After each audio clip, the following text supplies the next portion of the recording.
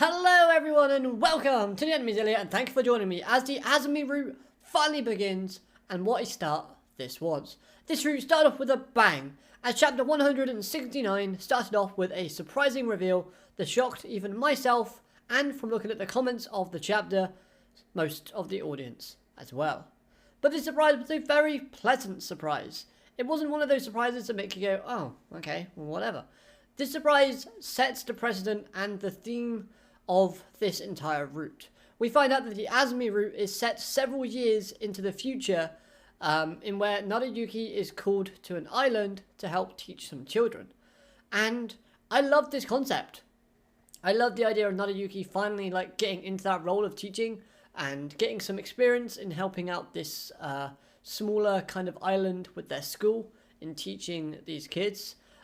Plus the kids are different age ranges, so it means that he can kind of learn and get experience from teaching at different levels, so he can decide which kind of age group he wishes to teach later on in the future.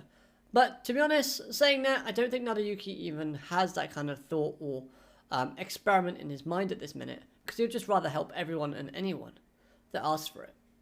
But for me personally, this basically, it brought up another character to mind when I saw Narayuki kind of introducing himself as a teacher. This basically brought up the character from Assassination Classrooms known as Nagisa. Both characters desired to become a teacher through their desire to help and support other people after kind of receiving a lot of encouragement and a lot of help from those around them. Narayuki obviously had the other girls around him to help him kind of gain the courage to go into the role of his teaching, plus his father. And then Nagisa obviously had Kora Sensei to help guide him and his other classmates. So the two are very similar in my mind, and just this scene here just reminded me of that scene at the end of the Assassination Classroom manga when Nagisa is facing that classroom. So basically he's gaining his goal, just like Narayuki is on his journey to achieving his goal. A little bit of a tangent, but that's just what it's brought up in my mind, and hey, I'm just giving you my thoughts as I went through the chapter. So, apart from that, what else did this chapter have? Well, the chapter also had Asumi. Of course, it's the Asumi route. So Asumi is also on this island, working in the clinic that is on the island in order to become a doctor, because after studying and doing all the studies she has to do and all the tests she has to do, you need to have at least 2 years of practical experience before you actually get to the next stage. You don't just study, then go straight into becoming a doctor. So, she's helping out her mother. This reveal was awesome for 2 reasons. Number 1, Asumi looks incredible in her new design. I love the long hair being down and flowing just past the shoulders. This design looks absolutely beautiful on Asumi. But the other design that she also has, I really do like as well. Because we see her later on in this chapter where her 2 braids, like pigtail things, the braids that she has in the back of her hair in her older design when she was younger and studying, that has gone. Instead, that has been changed to a one-sided braided look, which looks amazing. You can see them both on screen now. Let me know in the comments which design, which hairstyle do you prefer on Asumi. Let me know down in the comments. And reason number 2, Asumi's mother is around. And if she gets involved in the plot, this would be amazing, as the comedy she brings to this series is always entertaining to see, and I just love the kind of vibe and dynamic that Asumi and her mother have together. And I think it can create something very fresh, comedic, and it would draw the audience's attention. Maybe Narayuki could have a heart-to-heart conversation with Asumi's mother, in where she gets super serious instead of this kind of airheaded goofiness that we have from her. I think that would be quite nice. Another great reference that happens in this chapter is the flashback of the kiss. And what I loved about this was Asumi and Narayuki's first kiss happened after the fireworks festival and before they graduated. And this scene helps makes that clear that basically there's a form of affection present from both Asumi's character and Narayuki's character. From Asumi's point of view, it's saying that she wishes that pretend relationship that they had to fool her father wasn't actually pretend. She wanted to have a relationship with Naruyuki. And this could be backed up by the way Asumi looks and feels and her body language at the end of the Uruka route. If you remember, at the end of the Uruka route, Asumi was with Kirisu and she looked very sad and distorted because she failed or did not tell Naruyuki how she really felt about him, which ultimately adds more realism to when we see Asumi have her feelings kind of come to the forefront within this route. We know that she already has that. You might be saying and thinking, oh, but that's in the Uruka route. These all routes end up in different timelines and things and all this. Yes, I would agree. But there's probably a cut-off point.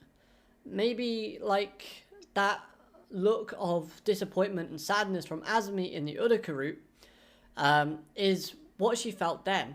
But those feelings would have occurred like before the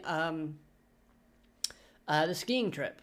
And we've seen the skiing trip inside Fumino's route. So, it's not a stretch of the imagination to kind of say, look, the same feelings and sadness that she felt then could be translated into her route now. And all we know, this could be based on after, like the Uruka route, several years later, Uruka and Naruyuki didn't work out. So now it's time for another one. We don't know how this connects into the timeline as of yet, but you have to kind of just consider all the possibilities.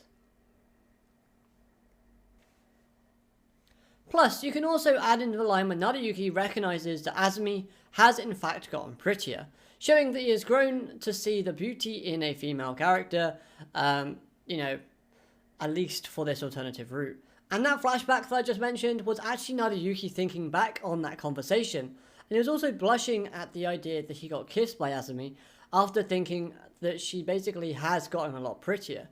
From Naruyuki's perspective, he's thinking, oh my god, this gorgeous female that is now looking like this now, that I've just seen was tremendously pretty, kissed me way back when.